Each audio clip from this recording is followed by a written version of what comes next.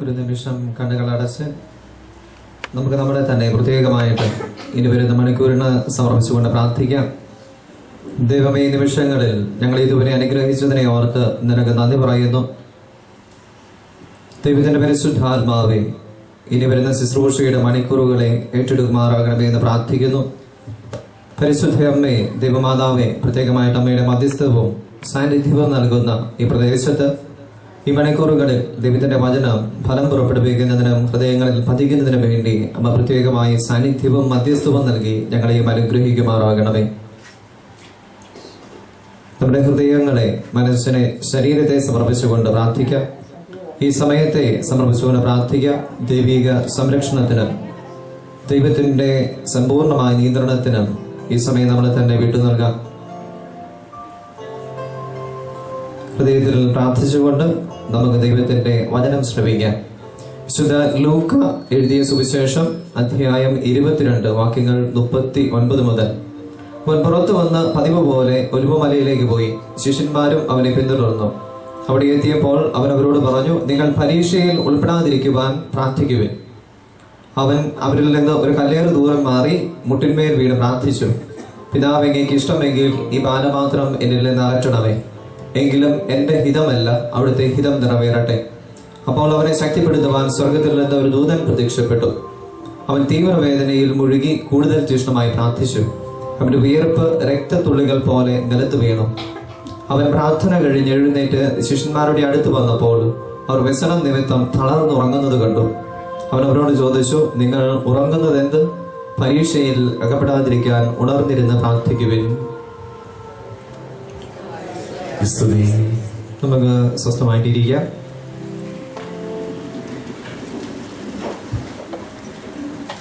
ഈശ്വരൻ ഏറ്റവും സ്നേഹ നിറഞ്ഞവരെ, നമ്മൾ പ്രാർത്ഥിക്കുന്നതിനെ കുറിച്ചൊക്കെ ചിന്തിക്കുന്നവരാണ്, പ്രാർത്ഥിക്കാൻ ആഗ്രഹിക്കുന്നവരാണ്. അതുകൊണ്ടാണ് ഇവിടെ സമ്മേളിക്കുക. കഴിഞ്ഞ ദിവസത്തിൽ അധികം ആളുകൾ ഇവിടെ വരുന്നതും അതുപോലെ തന്നെ ഇവിടെ ആയിരിക്കാൻ ആഗ്രഹിക്കുന്നതും പ്രാർത്ഥിക്കുന്നതും പ്രാർത്ഥനയോടൊരു ആഭിമുഖ്യം ഉള്ളത് കൊണ്ടും പ്രാർത്ഥനയുടെ ശക്തി അറിയാവുന്നത് കൊണ്ടുമാണ്. അല്ലെങ്കിൽ ഇത്രയും ആളുകൾ ഇവിടെ സമ്മേളിക്കില്ല. എന്ന് മാത്രമല്ല, നമ്മളെല്ലാവരും കുടുംബത്തിലും പ്രാർത്ഥിക്കുന്ന ആളുകളാണ്. വീടുകളിൽ വൈകുന്നേരങ്ങളിൽ കുടുംബാംഗങ്ങൾ എല്ലാവരും ഒന്ന് ചേർന്ന് പ്രാർത്ഥിക്കുന്ന രീതി പാരമ്പര്യമായിട്ട് നമുക്കുള്ളതാണ്. നമ്മളെല്ലാവരും അങ്ങനെ പ്രാർത്ഥിക്കുന്നതുമാണ്. അപ്പൊ അതിന് മുൻപായിട്ട് ഈ പ്രാർത്ഥനയുടെ രീതി നമ്മളെ കാണിച്ചു തന്നതും പഠിപ്പിച്ചതും പുതിയ നിയമത്തിലേക്ക് നോക്കുമ്പോൾ ആരാണ്? ഈശോ തന്നെ കാണിച്ചു തന്ന ഒരു മാതൃകയാണ് നമ്മൾ ഇപ്രകാരം പ്രാർത്ഥിക്കണമെന്നുള്ളത്. അതുപോലെ തന്നെ നമ്മൾ രാത്രിയിലും പ്രാർത്ഥിക്കണമെന്നുള്ളത്. അങ്ങനെ ഈ രീതിയിൽ പ്രാർത്ഥനയുടെ ഒരു വലിയ മാതൃക നമുക്ക് പ്രചോദനമായിട്ട്, മാതൃകയായിട്ട് നമുക്ക് തന്നിരിക്കുന്നത് കർത്താവ് തന്നെയാണ്. അപ്പൊ അതിന്റെ കാരണങ്ങളാണ് നമ്മൾ പ്രത്യേകമായിട്ട് ലൂക്കായുടെ സുവിശേഷം 22-ാം അധ്യായത്തിന്റെ 39 മുതലുള്ള വചനങ്ങളിൽ വായിച്ചു കേട്ടത്. നമ്മൾ ശ്രദ്ധിക്കുമ്പോൾ നമുക്ക് മനസ്സിലാകും, രാത്രിയിൽ പ്രാർത്ഥിക്കുന്ന കർത്താവ് എന്ന് പറഞ്ഞാൽ ഈ സമയം നമ്മൾ നമ്മുടെ കുടുംബങ്ങളിൽ രാത്രിയിൽ പ്രാർത്ഥിക്കാറുണ്ട്.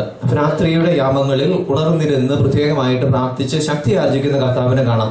ഇപ്പോൾ രാത്രിയിലൊക്കെ നമ്മൾ പ്രാർത്ഥിക്കുന്നത് എന്തിനാണെന്ന് ചോദിച്ചാൽ വളരെ വ്യക്തതയോടെ കർത്താവ് പല കാര്യങ്ങളും പറഞ്ഞു തരുന്നുണ്ട്. എല്ലാ കാര്യങ്ങളും ചിന്തിക്കാൻ നമുക്ക് സമയമില്ലാത്തത് കൊണ്ട് ഏതാനും ചില കാര്യങ്ങൾ ഇന്ന് പ്രത്യേകമായിട്ട് നമുക്ക് ശ്രദ്ധിക്കാം. ഒരു പ്രത്യേകമായിട്ടുള്ള പ്രതികൂല സാഹചര്യത്തെ നേരിടാൻ പോകുന്ന കർത്താവ് അതിൽ തളർന്നു പോകാതെ പ്രാർത്ഥിക്കുന്നതായിട്ടാണ് ഇന്നത്തെ വചനം പറഞ്ഞു തരിക.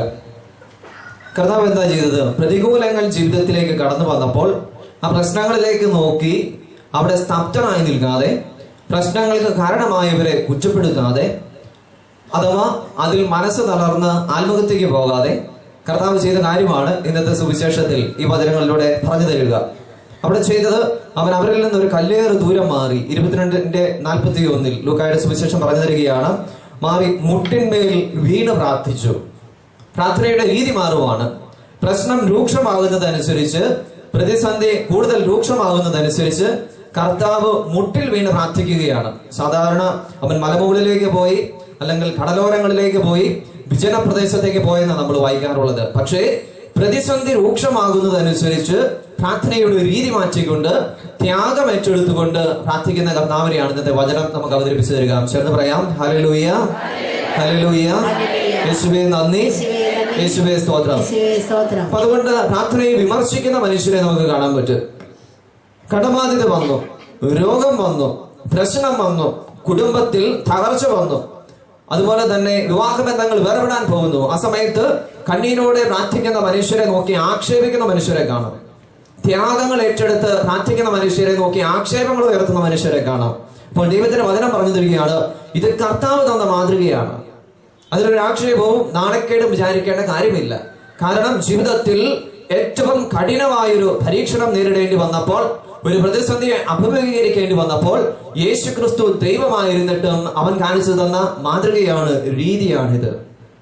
മുട്ടിന്മേൽ വീണ് ഏറ്റവും ത്യാഗം ഏറ്റെടുത്ത് പിതാവിന്റെ അരുകിലേക്ക് പ്രശ്നത്തെ അവതരിപ്പിക്കുകയാണ്. അപ്പോൾ പ്രതിസന്ധികളിൽ നീ പ്രാർത്ഥിക്കണം എന്ന് മാത്രമല്ല, പ്രാർത്ഥന ഏറ്റവും ത്യാഗോജ്വലമായ രീതിയിൽ ദൈവത്തിന്റെ മുൻപിൽ, പ്രതിസന്ധി പരീക്ഷണം എത്ര രൂക്ഷമാണോ ആ രീതിയിൽ നീയും പ്രാർത്ഥിക്കണം എന്നുള്ളതാണ് കർത്താവ് പറഞ്ഞു വരുന്ന ഒന്നാമത്തെ കാര്യം.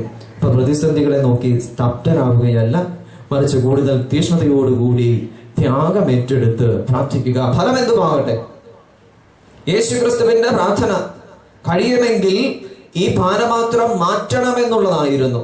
യേശു ക്രിസ്തു പ്രാർത്ഥിച്ച ഒരു കാര്യം പോലും നിഷേധിക്കപ്പെട്ടതായി നമ്മൾ വചനത്തിൽ കാണുന്നില്ല. ഉണ്ടോ? യേശു ക്രിസ്തു രോഗികൾ സുഖപ്പെടട്ടെ എന്ന് പറഞ്ഞു, രോഗികൾ സുഖപ്പെട്ടു.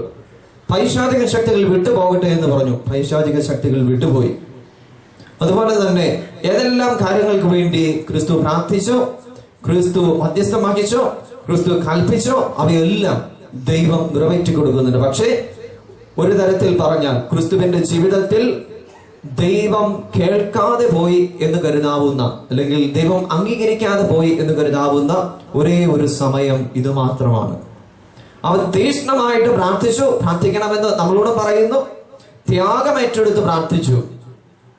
പക്ഷേ ഈ പാനപാത്രം മാറിപ്പോകുന്നുണ്ടോ? ഇല്ല, പാനപാത്രം മാറിപ്പോകുന്നതായിട്ട് മാത്രം നമ്മൾ കാണുന്നില്ല. പക്ഷെ അവിടെയും ദൈവം പ്രത്യാശയുടെ ഒരു ശക്തമായ സന്ദേശം നൽകുന്നുണ്ട്. എന്താണത്? 43-ാമത്തെ വചനത്തിൽ പറയുന്നുണ്ട്, ലൂക്ക 22:43.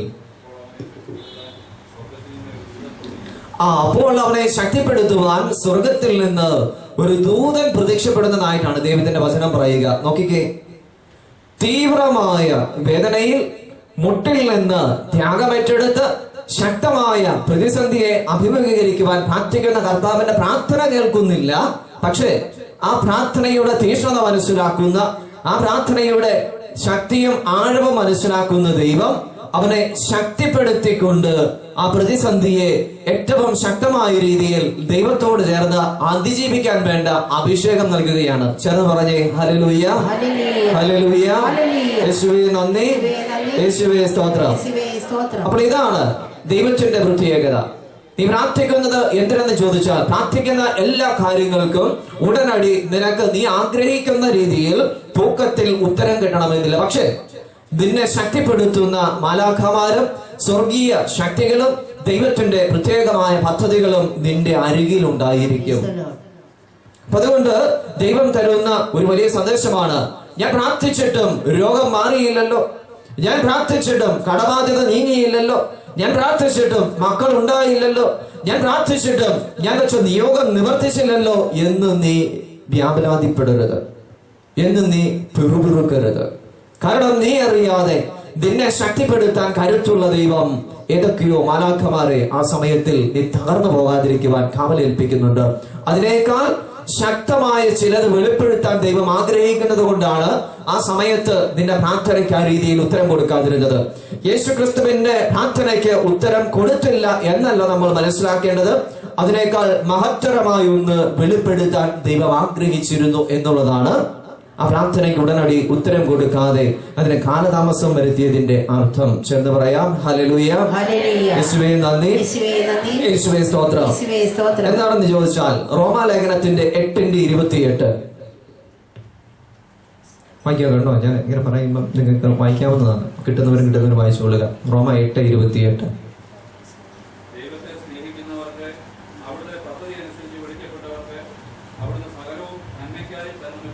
ദൈവത്തെ സ്നേഹിക്കുന്നവർക്കും അവിടുത്തെ പദ്ധതി അനുസരിച്ച് വിളിക്കപ്പെട്ടവർക്കും ദൈവം എല്ലാം നന്മയ്ക്കായിട്ട് പരിണമിപ്പിക്കും എന്ന് ദൈവത്തിന്റെ വചനം പറഞ്ഞു തരുക. അപ്പോൾ യേശു ക്രിസ്തു ദൈവത്തെ സ്നേഹിച്ചിരുന്ന വ്യക്തിയാണ്, ദൈവത്തോട് ചേർന്ന് നിന്ന വ്യക്തിയാണ്. അതുകൊണ്ട് ദൈവം എല്ലാം ക്രിസ്തുവിന്റെ ജീവിതത്തിൽ നന്മയ്ക്കായിട്ട് പരിണമിപ്പിക്കുകയാണ്. അപ്പോൾ ഈ പ്രാർത്ഥന കേട്ടില്ല എന്ന് നമ്മൾ കരുതുന്നുവെങ്കിൽ അത് മണ്ടത്തരമാണ്. പ്രാർത്ഥനയ്ക്കും അപ്പുറത്തേക്ക് അത്യുന്നതമായ മരണത്തെ ജയിക്കുന്ന ഉത്ഥാനമാണ് ക്രിസ്തുവിന് വേണ്ടി കരുതി വെച്ചത്. ദൈവത്തെ സ്നേഹിച്ച, ദൈവത്തിന് വേണ്ടി ജീവിച്ച, ദൈവത്തോട് ചേർന്ന് നിന്ന ക്രിസ്തുവിന് അവന്റെ പ്രാർത്ഥനയുടെ ഉത്തരമായി കർത്താവ് ആ ഹിതമനുസരിച്ച് ആ പാനപാത്രം മാറ്റിയിരുന്നുവെങ്കിൽ ഇത്രമേൽ ദൈവമഹത്വം ക്രിസ്തുവിന്റെ ജീവിതത്തിൽ ഉണ്ടാകുമായിരുന്നില്ല.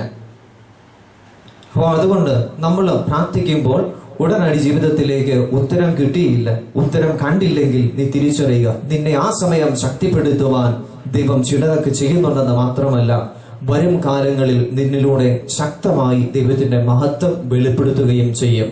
ചേർന്ന് പറയാം, ഹല്ലേലൂയ, ഹല്ലേലൂയ, യേശുവേ നന്ദി, യേശുവേ സ്തോത്രം, ഹല്ലേലൂയ. ഒരു നിമിഷം നമുക്ക് കണ്ണുകൾ അടയ്ക്കാം. നമ്മുടെ ജീവിതത്തിലെ പ്രാർത്ഥനകളെ മുഴുവൻ ക്രിസ്തുവിനെ സമർപ്പിക്കാം. ജീവിതത്തിന്റെ പ്രാർത്ഥനകളെ ക്രിസ്തുവിനെ സമർപ്പിച്ചുകൊണ്ട് ഇന്ന് വരെയും ഏതെങ്കിലും ഒക്കെ വിധത്തിൽ ഞാൻ പ്രാർത്ഥിച്ചപ്പോൾ ആ പ്രാർത്ഥനയ്ക്ക് ഉത്തരം കിട്ടാതിരുന്നപ്പോൾ ഞാൻ വേവലാതിപ്പെട്ടിട്ടുണ്ടെങ്കിൽ, ദൈവത്തെ ചോദ്യം ചെയ്തിട്ടുണ്ടെങ്കിൽ, പിറുപിറുത്തിട്ടുണ്ടെങ്കിൽ തിരിച്ചറിഞ്ഞുകൊള്ളുക. ദൈവത്തോട് പറയുക, ദൈവമേ നീ എന്നെ ശക്തിപ്പെടുത്തിയിരുന്നല്ലോ. തകർച്ചയിൽ എത്രയോ ആളുകൾ ആത്മഹത്യ ചെയ്തു. നീ ആത്മഹത്യ ചെയ്യാതിരുന്നത് ദൈവത്തിന്റെ പരിശുദ്ധാത്മാവിന്റെ പ്രേരണകളും സംരക്ഷണവും നിനക്കുണ്ടായിരുന്നതുകൊണ്ട്, ക്രിസ്തുവിനെ ശക്തിപ്പെടുത്തിയതുപോലെ മാലാഖമാരെ അയച്ച് നിന്നെ ശക്തിപ്പെടുത്തിയതുകൊണ്ട്, അതിനും അപ്പുറത്തേക്ക് വലിയൊരു മഹത്വം ദൈവം നിന്നിലൂടെ വെളിപ്പെടുത്താൻ ആഗ്രഹിക്കുന്നത് കൊണ്ട്, അതുകൊണ്ട് ദൈവ പദ്ധതിക്ക് വിരുദ്ധമായി പ്രാർത്ഥനയ്ക്ക് ഉത്തരം കിട്ടാതിരുന്നപ്പോൾ ഈ വിളിവിളിച്ചിട്ടുണ്ടെങ്കിൽ ദൈവത്തിന്റെ മുൻപിൽ ഇന്നേ ദിവസം പ്രത്യേകമായിട്ട് മാപ്പ് ചോദിക്കുക.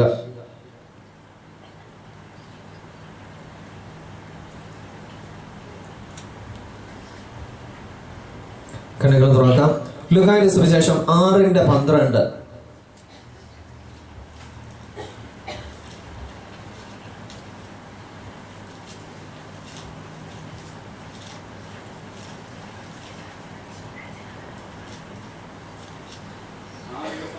അവൻ പ്രാർത്ഥിക്കാനായി ഒരു മലയിലേക്ക് പോയി. അവിടെ ദൈവത്തോട് പ്രാർത്ഥിച്ചുകൊണ്ട് രാത്രി മുഴുവൻ ചെലവഴിച്ചു. ആ ദിവസങ്ങളിൽ പ്രാർത്ഥിക്കാനായി അവനൊരു മലയിലേക്ക് പോയി. അവിടെ ദൈവത്തോട് പ്രാർത്ഥിച്ചുകൊണ്ട് രാത്രി മുഴുവൻ ചിലവഴിച്ചു. എന്താണ് അത് കഴിഞ്ഞ് സംഭവിക്കുക?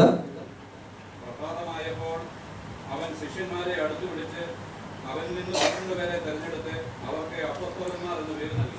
നോക്കണം, യേശു ക്രിസ്തു അപ്പോസ്തലന്മാരെ തിരഞ്ഞെടുക്കുന്നതിന് മുൻപ് മലയിലേക്ക് കയറി രാത്രി മുഴുവൻ പ്രാർത്ഥിച്ചിരിക്കുന്നതായിട്ടാണ് നമ്മൾ കാണുക. ജീവിതത്തിൽ അതിനിർണായകമായ കാര്യങ്ങൾ സംഭവിക്കുമ്പോൾ പ്രാർത്ഥനയിൽ മുഴുകുന്ന ക്രിസ്തുവിനെയാണ് നമ്മൾ കണ്ടെത്തുക. നോക്കിക്കേ, ഒരു പ്രതിസന്ധി വന്ന സമയത്തും കർത്താവ് പ്രാർത്ഥനയിൽ മുഴുകി. ജീവിതത്തിൽ നിർണായകമായ ഒരു കാര്യം, ഒരു വലിയ തിരഞ്ഞെടുപ്പ് നടത്തും മുമ്പ് കർത്താവ് പ്രാർത്ഥനയിൽ മുഴുകി. എന്നിട്ടാണ് കർത്താവ് തിരഞ്ഞെടുപ്പ് നടത്തുക. ആ തിരഞ്ഞെടുപ്പ് ഒരു വലിയ പരാജയമായിരുന്നുവെന്ന് മനുഷ്യദൃഷ്ടിയിൽ പെട്ടെന്നുള്ള നോട്ടത്തിൽ നമുക്ക് തോന്നിപ്പോയേക്കാം. കാരണം അപ്പോസ്തലന്മാർ തിരഞ്ഞെടുത്ത അതിൽ ഒരാള് ഒറ്റ കൊടുക്കുന്നു, വേറൊരാൾ ക്രിസ്തുവിനെ നിഷേധിക്കുന്നു, കുറേയധികം പേര് പലായനം ചെയ്യുന്നു. പ്രാർത്ഥനയിൽ മുഴുകിയിട്ടും ക്രിസ്തു നടത്തിയ തിരഞ്ഞെടുപ്പ് ഒരു പരാജയമായിരുന്നു എന്ന് ആ കാലഘട്ടത്തിൽ അതിനെ നോക്കിക്കണ്ട മനുഷ്യർക്ക് തോന്നിയേക്കാം, ഒരു അട്ടർ ഫെയിലിയർ ആയിരുന്നു എന്ന്. പക്ഷെ അങ്ങനെയല്ല. കർത്താവ് പ്രാർത്ഥിച്ചതിനു ശേഷം നടത്തിയ തിരഞ്ഞെടുപ്പായതിനാൽ അതൊരു പരാജയമായിരുന്നില്ല, അത് മഹത്തായ ഒരു വിജയത്തിലേക്കുള്ള കുതിപ്പും തുടക്കവുമായിരുന്നുവെന്ന് ചരിത്രം നമ്മെ പഠിപ്പിക്കും. ഈ അപ്പോസ്തലന്മാരാണ് ലോകം മുഴുവൻ നടന്ന് സഭയെ പണിതുയർത്തിയതും സ്ഥാപിച്ചതും അതിന് പിന്നീട് കോടാനുകോടി അനുയായികളെ ക്രിസ്തുവിന് വേണ്ടി നേടിയെടുത്തതും. ചേർന്ന് പറയാം, ഹല്ലേലൂയ, യേശുവേ നന്ദി, യേശുവേ സ്തോത്രം, ഹല്ലേലൂയ. അപ്പോൾ ക്രിസ്തു കാണിച്ചു തരുന്ന മറ്റൊരു മാതൃകയാണ് പ്രാർത്ഥനയെ കുറിച്ച്. നീ ജീവിതത്തിൽ നിർണായകമായ കാര്യങ്ങൾക്ക് ഇറങ്ങി പുറപ്പെടുമ്പോൾ ഭൗതികമായ ഒരുക്കങ്ങളല്ല നിന്റെ ജീവിതത്തിൽ പ്രധാനപ്പെട്ടത്. നീ ചെയ്യേണ്ടത് പ്രാർത്ഥിച്ച് പ്രാർത്ഥിച്ച് പ്രാർത്ഥിച്ചൊരുങ്ങി തലേന്ന് രാത്രിയിൽ പോലും തീക്ഷ്ണമായി പ്രാർത്ഥിച്ചിട്ട് വേണം നിന്റെ ജീവിതത്തിൽ തിരഞ്ഞെടുപ്പുകൾക്ക് വേണ്ടി നീ ഇറങ്ങി പുറപ്പെടാൻ. അങ്ങനെയെങ്കിൽ നീ നടത്തുന്ന തിരഞ്ഞെടുപ്പുകളിൽ പരിശുദ്ധാത്മാവിന്റെ നിയന്ത്രണം ഉണ്ടാകും. പരിശുദ്ധാത്മാവിന്റെ നിയന്ത്രണമുണ്ടെങ്കിൽ നീ നടത്തിയ തിരഞ്ഞെടുപ്പ് പിൽക്കാലങ്ങളിൽ വലിയ ദൈവിക മഹത്വത്തിന്റെ കാരണങ്ങളായിത്തീരും. നമ്മളൊന്ന് ശ്രദ്ധിച്ചാൽ നമുക്കറിയാം, കല്യാണമൊക്കെ നടക്കുന്ന അവസരങ്ങളിൽ തലേന്ന് എത്ര കുടുംബങ്ങളിൽ കുത്തിയിരുന്ന് പ്രാർത്ഥിക്കാറുണ്ട്. നമ്മുടെ കുടുംബത്തിൽ ഒരു പ്രധാനപ്പെട്ട തിരഞ്ഞെടുപ്പ് നടത്തുമ്പോൾ, ജീവിതത്തിൽ ഒരു പ്രധാനപ്പെട്ട കാര്യം സംഭവിക്കാൻ പോകുമ്പോൾ നമ്മൾ സാധാരണ ചെയ്യുന്നത് ഏത് രീതിയിലാണ്? നമ്മൾ ഓരോരുത്തരുടെയും കുടുംബങ്ങളെ കുറിച്ച് ചിന്തിച്ച് നോക്കിയാൽ മതി. ഒരു പരീക്ഷ വരുന്നു കുഞ്ഞുങ്ങൾക്ക്, ഒരു ഇന്റർവ്യൂ വരുന്നു കുഞ്ഞുങ്ങൾക്ക്, ഒരു ജോലിക്ക് പോകുന്നു മക്കൾ ഒരു വിവാഹത്തിന് ഒരുങ്ങുന്നു, കുടുംബത്തിൽ ഒരു പ്രധാനപ്പെട്ട കാര്യം നടക്കുന്നു. ആ സമയത്ത് നമ്മൾ ഏത് രീതിയിലാണ് അതിനെ സമീപിക്കാൻ ഒരുങ്ങുക? നമ്മുടെ കത്തോലിക്ക അല്ലെങ്കിൽ ക്രിസ്തീയ കുടുംബങ്ങൾ ഏത് രീതിയിലാണ് അതിനെ സമീപിക്കുക? ബഹുഭൂരിപക്ഷം മാതാപിതാക്കന്മാരും പറഞ്ഞു കൊടുക്കുന്ന ഒരു കാര്യമുണ്ട്. എല്ലാവരും അങ്ങനെയാണെന്ന് പറയില്ല, എന്നിരുന്നാലും എല്ലാവരും പറഞ്ഞു കൊടുക്കുന്ന ഒരു കാര്യമാണ് ഏറിയ പങ്കും പോയി കിടന്ന് നേരത്തെ ഉറങ്ങിക്കും. രാവിലെ യാത്ര ചെയ്യാനുള്ളത്, പരീക്ഷയുള്ളത്, കല്യാണത്തിന് ഒത്തിരി സമയം നിൽക്കേണ്ടതാണ്, ചടങ്ങുകൾ ഒത്തിരി ഉള്ളതാണ്. അപ്പൊ അതുകൊണ്ട് പോയി കിടന്ന് ഉറങ്ങിക്കോളാൻ പറഞ്ഞു കൊടുക്കും. സ്നേഹം കൊണ്ടാണ് ഉറങ്ങാനായിട്ട് മക്കളെ പറഞ്ഞു വിടുക. നേരത്തെ ഭക്ഷണമൊക്കെ കൊടുത്ത് അവരെ തയ്യാറാക്കി കിടത്തി ഉറക്കാനായിട്ട് പരിശ്രമിച്ചുകൊണ്ടിരിക്കും. ഇവർ ഉറങ്ങിക്കഴിയുമ്പോഴാണ് പുറത്ത് കുപ്പി പൊട്ടിക്കുന്നു, പിന്നെ ഗ്ലാസ് പൊട്ടിക്കുന്നു. അപ്പൊ അങ്ങനെ ഓരോരോ രീതിയിലേക്ക് കാര്യങ്ങൾ സാവധാനത്തിൽ പോകും. പക്ഷേ കർത്താവ് പറഞ്ഞു തരുന്ന കാര്യം ഇതാണ്: ശാശ്വതമായ രീതിയിൽ നീ നടത്തുന്ന തിരഞ്ഞെടുപ്പും നീ പ്രധാനപ്പെട്ട ഉദ്യമങ്ങൾക്ക് പുറപ്പെടുകയും ചെയ്യുമ്പോൾ അതൊരു വിജയമായിട്ട് ഭാവിയിൽ പരിണമിക്കണമെന്ന് നീ ആഗ്രഹിക്കുന്നുവെങ്കിൽ നീ ചെയ്യേണ്ടത് ആ രാത്രി പ്രത്യേകമായിട്ട് പ്രാർത്ഥിക്കുക എന്നുള്ളതാണ്. നീ പ്രാർത്ഥിച്ചിട്ട് വിവാഹത്തിന് പുറപ്പെട്ടു നോക്ക്. തലേ രാത്രികളും രാത്രിയുടെ യാമങ്ങളും നീ പ്രാർത്ഥിച്ചിട്ടാണ് പുറപ്പെടുന്നതെങ്കിൽ എത്രമേൽ രൂക്ഷമായ പ്രതിസന്ധികൾ വിവാഹത്തിലാണെങ്കിലും ജോലിയിലാണെങ്കിലും പഠനത്തിലാണെങ്കിലും മറുനാട്ടിലാണെങ്കിലും നിന്റെ ജീവിതത്തിലെ നിർണായകമായ കാര്യങ്ങൾക്ക് മുൻപ് തലേന്നു രാത്രിയും അതിനു മുമ്പും തീക്ഷ്ണമായിട്ട് ഒരുങ്ങി നീ പുറപ്പെട്ടാൽ അത് മഹത്തരമായ വിജയങ്ങളായിട്ട് ദൈവം പരിണമിപ്പിക്കും. ചേർന്ന് പറയാം ഹല്ലേലൂയ, യേശുവേ നന്ദി, ഹല്ലേലൂയ, യേശുവേ നന്ദി. ലൂക്ക 21:37 എടുത്ത് നോക്കാം.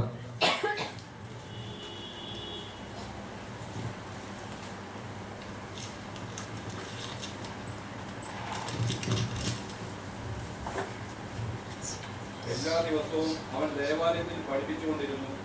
രാത്രിയിൽ അവൻ പട്ടണത്തിന് പുറത്തുപോയി ഒലിവുമലയിൽ വിശ്രമിച്ചു. 38 കൂടെ വായിക്കാം. അവന്റെ വാക്ക് കേൾക്കാൻ വേണ്ടി ജനം മുഴുവൻ അതിരാവിലെ ദേവാലയത്തിൽ അവന്റെ അടുത്ത് വന്നിരുന്നു. നോക്കിക്കേ, നമ്മളെ കേൾക്കാനായിട്ട് എത്ര പേര് വരും? ചിലരെങ്കിലും ആ വിളിക്കുമ്പോൾ അവിടെ ഉള്ളവരും കൂടെ ഓടിപ്പോകും അല്ലേ? നമ്മൾ വീടുകളിലാണെങ്കിലും അല്ലെങ്കിൽ ബന്ധുക്കാർ ചിലർ വന്നു കഴിഞ്ഞാൽ ഇപ്പൊ നമ്മൾ ആ സമയത്ത് വേറെ വിലക്ക് ചെയ്യാൻ നോക്കും. കുറെ നേരമൊക്കെ കഴിയുമ്പോൾ അവിടെ നിന്ന് ഏറ്റു വിട്ടുപോകും. അല്ലെങ്കിൽ ഒരു 4 പേരിൽ നിന്ന് വർത്താനം പറയുവാണെങ്കിൽ ചില ചേട്ടത്തിമാരെ കണ്ടു കഴിഞ്ഞാൽ അവിടെയുള്ളവർ ചില അവിടെയുള്ള കല്ലും പക്ഷികളും തുരുമ്പും കൂടി ഓടിപ്പോകുന്ന രീതിയിൽ നമ്മൾ മാ വിളിക്കാൻ തുടങ്ങിക്കഴിഞ്ഞു എന്ന് പറഞ്ഞാൽ മനുഷ്യരുടെ ഇടയ്ക്കോട്ട് നമ്മൾ ഇറങ്ങി ഇടപെടാൻ തുടങ്ങുമ്പോൾ അവിടെ മനുഷ്യന് അത് ഉൾക്കൊള്ളാൻ പറ്റുന്നില്ല. മനുഷ്യൻ അവിടെ കിടന്ന് വീർപ്പ് മുട്ടുക നമ്മുടെ സാന്നിധ്യത്തിൽ.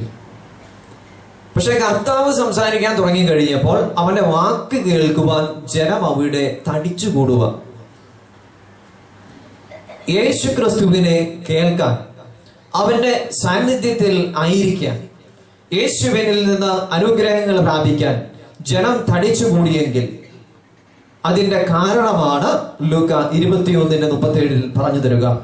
എല്ലാ ദിവസവും അവൻ ദേവാലയത്തിൽ പഠിപ്പിച്ചുകൊണ്ടിരുന്നു എന്ന് മാത്രമല്ല, പഠിപ്പീര് കഴിഞ്ഞിട്ട് പിന്നെ പോയി കിടന്നുറങ്ങുമല്ല. രാത്രിയിൽ അവൻ പട്ടണത്തിന് പുറത്തു പോയി ഒലിവുമലയിൽ വിശ്രമിച്ചു. അവിടെ പോയി കർത്താവ് എല്ലാ ദിവസവും പുറത്തുപോയി അവൻ പ്രാർത്ഥിക്കുന്ന ഒരു രീതി ഉണ്ടായിരുന്നു. നമ്മൾ ബൈബിളിൽ നിന്ന് അത് വേണം മനസ്സിലാക്കാൻ. കർത്താവ് വിജനപ്രദേശങ്ങളിലേക്ക് ഒറ്റയ്ക്ക് പുറപ്പെട്ടു എന്ന് പറഞ്ഞാൽ, മലകളിലേക്ക് അവൻ പുറപ്പെട്ടു എന്ന് പറഞ്ഞാൽ ദൈവത്തിന്റെ സാന്നിധ്യം അന്വേഷിച്ചിരുന്നു എന്നുള്ളതാണ്. ദൈവ സാന്നിധ്യത്തിലായിരുന്നിട്ട് കർത്താവ് സംസാരിക്കാൻ വരുമ്പോൾ അത് ഹൃദ്യമായി തോന്നിയിരുന്നു. നമ്മൾ സംസാരിക്കുമ്പോൾ നമ്മുടെ സംസാരവും നമ്മുടെ സാന്നിധ്യവും അരോചകമായി തീരുന്നുവെങ്കിൽ അതിന്റെ പിന്നിലെ കാരണം ദൈവത്തിൽ നിന്ന് നമ്മൾ ഒത്തിരി അകലെയാന്നുള്ളതാണ്. കുടുംബത്തിലേക്ക് തിരിച്ചു വരാം. ഭർത്താവ് പറയുന്നത് ഭാര്യയ്ക്ക് രസിക്കുന്നില്ല, ഭാര്യയുടെ ഇടപെടൽ ഭർത്താവിന് ദഹിക്കുന്നില്ല. മക്കളുടെ സാന്നിധ്യം അപ്പനമ്മമാർക്ക് അലർജിയായി തുടങ്ങി. അപ്പനമ്മമാരുടെ സാന്നിധ്യം പിള്ളേർക്ക് ദേഷ്യമാണ്. ചിന്തിച്ചു നോക്കുക, പ്രാർത്ഥനയിൽ നിങ്ങളുടെ കുടുംബമായിരിക്കുന്ന സമയം എത്രമാത്രമാണ്. നേരെ തിരിച്ചു ചിന്തിച്ചു, കുടുംബം ഒന്നു ചേർന്ന് പ്രാർത്ഥിക്കുന്ന കുടുംബങ്ങളിൽ, അപ്പനും അമ്മയും മക്കളും തോളോട് തോൾ ചേർന്നിരുന്ന് പ്രാർത്ഥിക്കുന്ന കുടുംബങ്ങളിൽ അവസ്ഥ മറ്റൊന്നായിരിക്കും. അപ്പന്റെ സാന്നിധ്യം, അമ്മയുടെ സാന്നിധ്യം കാത്തിരിക്കുന്ന മക്കൾ, മക്കളുടെ സാന്നിധ്യം പ്രതീക്ഷിച്ചിരിക്കുന്ന മാതാപിതാക്കന്മാര്, ഭാര്യയെ കാണാൻ ഭർത്താവിനെ കാത്തിരിക്കുന്ന ഭാര്യയെ കാണാൻ ഭർത്താവും, ഭർത്താവിനെ കാത്തിരിക്കുന്ന ഭാര്യയും. ഈ രീതിയിലേക്ക് കാര്യങ്ങൾ മാറും. അപ്പോൾ പ്രാർത്ഥിക്കുന്നതനുസരിച്ച്, ദൈവത്തോട് ചേരുന്നതനുസരിച്ച്, ദൈവത്തിന്റെ ഹിതത്തിന് വഴങ്ങുന്നതനുസരിച്ച്, ദൈവ സാന്നിധ്യത്തിൽ സന്തോഷിക്കുന്നതനുസരിച്ച് എന്റെ സാന്നിധ്യം മറ്റുള്ളവർക്ക് കുടുംബത്തിലും കുടുംബത്തിന് പുറത്തും ഹൃദ്യമായി തീർന്നുകൊണ്ടിരിക്കും. അല്ലെങ്കിൽ അത് അലോരസപ്പെടുത്തിക്കൊണ്ടിരിക്കും മനുഷ്യരെ അത് വീർപ്പ് മുട്ടിച്ചുകൊണ്ടിരിക്കുമെന്ന് ദൈവത്തിന്റെ വചനം പറഞ്ഞു തരുക. നമ്മള് കുടുംബം ഒന്നു ചേർന്ന് പ്രാർത്ഥിക്കുന്നതിൽ വിമുഖത കാട്ടരുത്. കുടുംബത്തിൽ സ്നേഹം വർദ്ധിക്കണമെങ്കിൽ, കുടുംബത്തിൽ കൂടുതൽ ഊഷ്മളത ഉണ്ടാകണമെങ്കിൽ രാത്രിയുടെ യാമങ്ങൾ, പ്രാർത്ഥിക്കുന്ന സമയം വർദ്ധിപ്പിക്കണമെന്ന് കൂടെ വചനം നമുക്ക് പറഞ്ഞു തരുക. പ്രാർത്ഥനയോട് ബന്ധിപ്പിച്ച് ഇത്രയും കാര്യങ്ങളോട് നമ്മുടെ കുടുംബ പ്രാർത്ഥനയിലേക്ക് നമ്മൾ വരികയാണ്. പ്രഥമത പ്രാർത്ഥിക്കുന്നത് എന്തിനാണെന്ന് ചോദിച്ചാൽ, ഇത്രയും സമയം കേട്ട വചനത്തിന്റെ അടിസ്ഥാനത്തിൽ പ്രാർത്ഥിക്കുന്ന ഓരോ നിമിഷവും തീഷ്ണമായി പ്രാർത്ഥിക്കുമ്പോൾ ശക്തമായ പ്രതിസന്ധികളെ അതിജീവിക്കാൻ ദൈവം ശക്തിപ്പെടുത്തിക്കൊണ്ടിരിക്കും. കൂടുതലായിട്ട് നിനക്കതിനെ അതിജീവിക്കാനുള്ള കൃപ നൽകിക്കൊണ്ടിരിക്കും. നിർണായകമായ തിരഞ്ഞെടുപ്പുകളിൽ നിന്റെ തെരഞ്ഞെടുപ്പ് തെറ്റിപ്പോകാതിരിക്കാൻ വേണ്ട പരിശുദ്ധാത്മാവിന്റെ നിയന്ത്രണം ലഭിച്ചുകൊണ്ടിരിക്കും. നിന്റെ കുടുംബത്തിലും പുറത്തും നിന്റെ സാന്നിധ്യം മറ്റുള്ളവർക്ക് അനുഗ്രഹമായി തീരുന്നതായി നീ കണ്ടെത്തും. ഇനി കുടുംബം ഒന്നു ചേർന്ന് രാത്രിയുടെ യാമങ്ങളിൽ, സായാഹ്നങ്ങളിൽ പ്രാർത്ഥിക്കേണ്ടതിന്റെ ആവശ്യകത അത് നമ്മൾ തിരിച്ചറിഞ്ഞിരിക്കണം. നമുക്കറിയാം, നമ്മൾ സുവിശേഷങ്ങളിലേക്ക് നോക്കുമ്പോൾ ദൈവത്തിന്റെ ഇടപെടലുകൾ രാത്രിയിൽ സംഭവിക്കുന്നതായിട്ട് നമുക്ക് കാണാം. ഇടയന്മാർക്ക് ദൈവത്തിന്റെ ദർശനം ലഭിക്കുന്നത് ഏത് സമയത്താണ്? ആട് വഹിച്ചുകൊണ്ടിരുന്നവർക്ക് എപ്പോഴായിരുന്നു? അവർക്ക് രാത്രിയിലാണ് പ്രത്യേകമായിട്ട് ദൈവത്തിന്റെ ഇടപെടല് ലഭിക്കുക. രാത്രിയിൽ ആട് മേയിച്ചുകൊണ്ടിരുന്ന ഇടയന്മാർക്ക് ദൈവത്തിന്റെ പ്രത്യേകമായിട്ടുള്ള ദർശനവും നിർദ്ദേശങ്ങളും ലഭിക്കുന്നുണ്ട്. അപ്പോൾ യേശുക്രിസ്തുവിനെ കാണുവാനും യേശുക്രിസ്തുവിനെ അനുഭവിക്കുവാനും ദൈവം ഇടപെടലുകളും അനുഗ്രഹങ്ങളും തരുന്ന സമയമാണ് സായാഹ്നത്തിൽ നിന്റെ കുടുംബം ഒന്നിക്കുന്ന നിമിഷങ്ങൾ എന്ന് പറയുക. യേശുക്രിസ്തുവിനെ കാണണമെങ്കിൽ, യേശുക്രിസ്തുവിനെ ആരാധിച്ച് അനുഗ്രഹങ്ങൾ പ്രാപിക്കണമെങ്കിൽ ദൈവത്തിന്റെ പ്രത്യേകമായ ഇടപെടലുകൾ നിന്റെ കുടുംബത്തിനു വേണ്ടി ദൈവം കാത്തുവച്ചിരിക്കുന്ന, ദൈവം ഒരുക്കി വെച്ചിരിക്കുന്ന നിമിഷങ്ങളാണ് രാത്രിയിലെ നിന്റെ കുടുംബ പ്രാർത്ഥന. ചേർന്ന് പറയാം, ഹല്ലേലൂയ, ഹല്ലേലൂയ, ഹല്ലേലൂയ. യേശുവേ നന്ദി, യേശുവേ സ്തോത്രം, ഹല്ലേലൂയ. കുടുംബ പ്രാർത്ഥനയെ സമർപ്പിച്ചുകൊണ്ട് നമുക്ക് ചേർന്ന് ഹല്ലേലൂയ, ഹല്ലേലൂയ, യേശുവേ നന്ദി, യേശുവേ സ്തോത്രം, ഹല്ലേലൂയ. അപ്പൊ അതുകൊണ്ട് രാത്രിയിൽ ഇവർ ഒന്നു ചേർന്ന ദൈവത്തിന് വിധേയപ്പെട്ടവരായി ജീവിച്ചിരുന്നത് കൊണ്ടാണ് ദൈവം കൂട്ടമായി തന്നെ ഇവർക്ക് ദൈവിക ദർശനങ്ങൾ നൽകുക, ദൈവത്തിന്റെ മഹത്വം ദർശിക്കാനായിട്ടുള്ള കൃപ നൽകുക. അപ്പൊ ദൈവിക മഹത്വം ഇവർ ദർശിക്കുന്നതായിട്ട് നമ്മൾ കാണുന്നു. അപ്പൊ അതുകൊണ്ട് ദൈവത്തോട് ചേർന്ന് നീങ്ങുന്ന കുടുംബങ്ങൾക്ക് ദൈവത്തെ കൂടുതലായിട്ട് അനുഭവിക്കുവാനും, ദൈവത്തോട് ചേർന്ന് മുൻപോട്ട് നീങ്ങുവാനും, ദൈവത്തിന്റെ വലിയ സന്തോഷത്തിന്റെ വാർത്തകൾ കേൾക്കുവാനും ദൈവം അവസരമൊരുക്കി തരും. നമ്മളത് കാണുക ലൂക്കായുടെ സുവിശേഷം 2:8 തൊട്ട് 13 വരെയുള്ള വാക്യങ്ങളിലൊക്കെയാണ്. 13 മുതൽ അല്ലെങ്കിൽ 19 വരെയുള്ള വാക്യങ്ങളിൽ നമുക്ക് കാണാം. ലൂക്കായുടെ സുവിശേഷം 2:8 തുടങ്ങി 19 വരെയുള്ള വാക്യങ്ങളിൽ. ആ പ്രദേശത്തെ വയലുകളിൽ ആടുകളെ രാത്രി കാത്തുകൊണ്ടിരുന്ന ഇടയന്മാരുണ്ടായിരുന്നു. കർത്താവിന്റെ ദൂതൻ അവരുടെ അടുത്തെത്തി കർത്താവിന്റെ മഹത്വം അവരുടെ മേൽ പ്രകാശിച്ചു. അവർ വളരെ ഭയപ്പെട്ടു. ദൂതൻ അവരോട് പറഞ്ഞു, ഭയപ്പെടേണ്ട, ഇതാ സകല ജനത്തിനും വേണ്ടിയുള്ള വലിയ സന്തോഷത്തിന്റെ സത്വാർത്ത ഞാൻ നിങ്ങളെ അറിയിക്കുന്നു. ദാവീദിന്റെ പട്ടണത്തിൽ നിങ്ങൾക്കായി ഒരു രക്ഷകൻ, കർത്താവായ ക്രിസ്തു ഇന്ന് ജനിച്ചിരിക്കുന്നു. ഇതായിരിക്കും നിങ്ങൾക്ക് അടയാളം. പിള്ളക്കച്ച കൊണ്ട് പൊതിഞ്ഞ് പുൽത്തൊട്ടിയിൽ കിടത്തിയിരിക്കുന്ന ഒരു ശിശുവിനെ നിങ്ങൾ കാണും. പെട്ടെന്ന് സ്വർഗീയ സൈന്യത്തിന്റെ ഒരു വ്യൂഹം ആ ദൂതനോടുകൂടെ പ്രത്യക്ഷപ്പെട്ട് ദൈവത്തെ സ്തുതിച്ചുകൊണ്ട് പറഞ്ഞു, അത്യുന്നതങ്ങളിൽ ദൈവത്തിന് മഹത്വം, ഭൂമിയിൽ ദൈവകൃപ ലഭിച്ചവർക്ക് സമാധാനം. ദൂതന്മാർ അവരെ വിട്ടു സ്വർഗത്തിലേക്ക് പോയപ്പോൾ ആട്ടിടയന്മാർ പരസ്പരം പറഞ്ഞു, നമുക്ക് ബേത്ലഹേം വരെ പോകാം. കർത്താവ് നമ്മെ അറിയിച്ച ഈ സംഭവം നമുക്ക് കാണാം.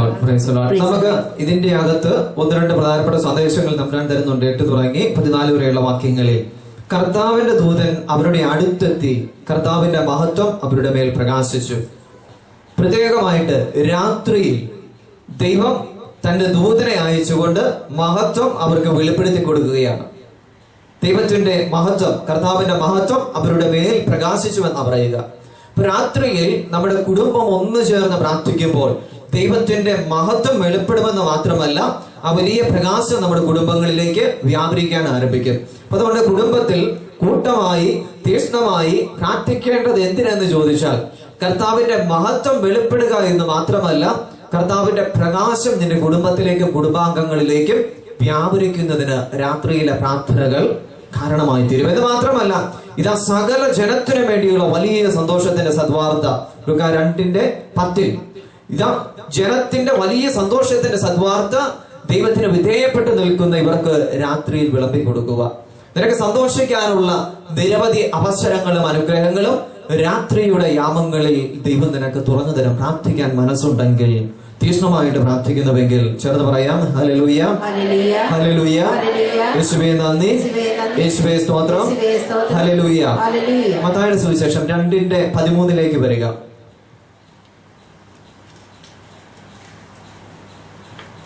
അവർ പോയി കഴിഞ്ഞപ്പോൾ കർത്താവിന്റെ ദൂതൻ സ്വപ്നത്തിൽ പ്രത്യക്ഷപ്പെട്ട് ജോസഫിനോട് പറഞ്ഞു, എഴുന്നേറ്റ് ശിശുവിനെയും അമ്മയെയും കൂട്ടി ഈജിപ്തിലേക്ക് പലായനം ചെയ്യുക. ഞാൻ പറയുന്നത് വരെ അവിടെ താമസിക്കുക. ഹെരോദേസ് ശിശുവിനെ വധിക്കാൻ വേണ്ടി ഉടനെ അന്വേഷണം തുടങ്ങും. 2:13 പറഞ്ഞു തരുന്ന കാര്യവും ഇതിനോട് സമാനമാണ്. രാത്രിയിൽ ദൈവത്തിന്റെ ദൂതൻ സ്വപ്നത്തിൽ പ്രത്യക്ഷപ്പെടുകയാണ്. ഇതാ ദൈവം ഒരു പ്രത്യേകമായ പ്രശ്നത്തിന് മാർഗനിർദ്ദേശവും അതിനു വേണ്ട പരിഹാരവും രാത്രിയിൽ നിർദ്ദേശിച്ചു നൽകുകയാണ്. ദൈവത്തിന്റെ ഇടപെടൽ ഉണ്ടായെന്ന് മാത്രമല്ല, അവര് അഭിമുഖീകരിച്ചിരുന്ന, ഫേസ് ചെയ്തിരുന്ന ശക്തമായ ഒരു പ്രശ്നത്തിനുള്ള പരിഹാരം ദൈവം തന്നെ രാത്രിയിൽ നിർദ്ദേശിച്ചു നൽകുകയാണ്. ചേർന്ന് പറഞ്ഞേ, ഹല്ലേലൂയ, ഹല്ലേലൂയ, യേശുവേ നന്ദി, യേശുവേ സ്തോത്രം. അപ്പോൾ രാത്രിയിൽ നീ പ്രാർത്ഥിക്കുന്ന അവസരങ്ങളിൽ നിന്റെ പ്രശ്നങ്ങൾക്ക് വേണ്ട നിർദ്ദേശങ്ങളും ആശയങ്ങളും ശക്തമായ പ്രചോദനങ്ങളും ചിന്തകളും ദൈവം നിനക്ക് വേണ്ടി നിർദ്ദേശിക്കും. പ്രാർത്ഥിക്കാൻ ഒരു മനസ്സുണ്ടാകണമെന്ന് മാത്രം. അതുപോലെ 2:19 മത്തായി 2:19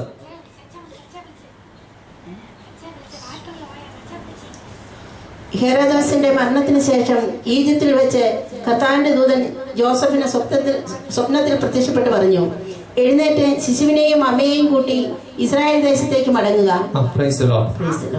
സാധാരണ സ്വപ്നം കാണുന്നത് എപ്പോഴാണ്? നമ്മളൊക്കെ പകലും കാണും. സാധാരണ മനുഷ്യർ സ്വപ്നം കാണുന്നത് എപ്പോഴാണ്? ഉറങ്ങുമ്പോഴാണ് സ്വപ്നം സംഭവിക്കുക. ഇവിടെ ചില സ്വപ്നങ്ങളൊക്കെ ഉണ്ടാകാൻ സാധ്യതയുണ്ട്. അപ്പൊ അതുകൊണ്ട് സ്വപ്നം സാധാരണ സംഭവിക്കുക ഉറങ്ങുന്ന സമയത്താണ്. അപ്പൊ യോസേഫിന് സ്വപ്നത്തിൽ ദൈവം നിർദ്ദേശം നൽകി എന്ന് പറഞ്ഞാൽ അതിന്റെ അർത്ഥം എന്താ? ഏത് സമയത്താ? രാത്രിയാണ്. രാത്രിയുടെ യാമങ്ങളിൽ വീണ്ടും തിരിച്ചു നടക്കാൻ നോക്കിക്കേ. ദൈവത്തിന്റെ മാർഗനിർദ്ദേശങ്ങൾ പറഞ്ഞ വചനങ്ങളിലൂടെ മുഴുവൻ നമ്മൾ പോകുമ്പോൾ പറയാം, രാത്രിയിൽ രാത്രിയിൽ രാത്രിയിൽ രാത്രിയിൽ തുടർച്ചയായി രാത്രിയിൽ കൂട്ടമായിട്ട് അനേകരെ അനുഗ്രഹിക്കുന്ന ദൈവത്തെ നമുക്ക് കാണാം. അതുകൊണ്ട് പാരമ്പര്യമായി നമ്മൾ രാത്രിയിൽ പ്രാർത്ഥിച്ചിരുന്നത് എന്തുകൊണ്ടെന്ന് ചോദിച്ചാൽ, പ്രാർത്ഥിക്കണം എന്ന് പറയുന്നത് എന്തുകൊണ്ടെന്ന് ചോദിച്ചാൽ അതിനുള്ള ഉത്തരങ്ങളാണ് ഒന്ന് വിടാതെ ദൈവം ഇങ്ങനെ നമുക്ക് പറഞ്ഞു തന്നുകൊണ്ടിരിക്കുക.